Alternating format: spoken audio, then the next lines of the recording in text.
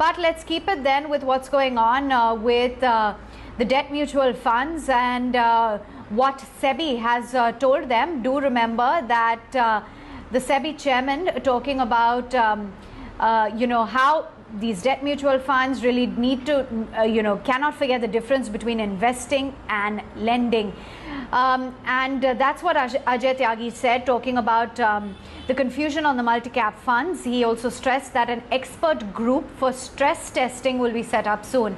Let's bring on board my colleague then. Priyanka joins in with the latest details. Priyanka, walk us through some of the takeaways. What was said by Ajay Tyagi about the multi-cap funds as well as debt funds?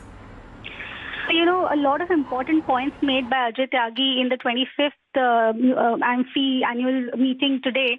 He spoke about the issue of illiquidity in bond markets. He said that SEBI is looking at two options. One is contemplating a special limited central clearing corporation for guaranteed settlement of tri-party repo trades in all investment-grade corporate bonds. The second initiative that SEBI is looking at is to set up a backstop facility which can trade in relatively illiquid investment-grade corporate bonds. They will be available in times of stress to buy such bonds from various market participants in the secondary market. He also spoke about putting up an expert committee to frame a stress testing methodology encompassing issues like liquidity, credit, and market risk for all open-ended debt schemes.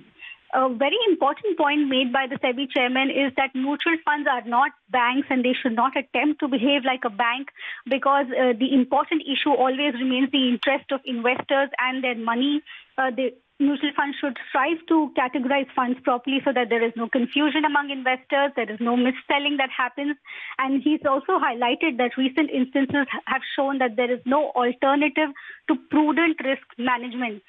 Talking about the multi-cap scheme situation, the confusion that arose, and then the clarification that SEBI provided, he said that this confusion is quite unfortunate. SEBI is only trying to say that schemes should be true to their names and their labels. They cannot force these mutual funds to invest in mid-caps or small caps. So that is one thing that they have clarified. He's also said that they have received a representation from AMFI examining the request, and their intention in no way can be to push investments that will not be in the interest of investors. So quite a few important points coming in from the SEBI chairman.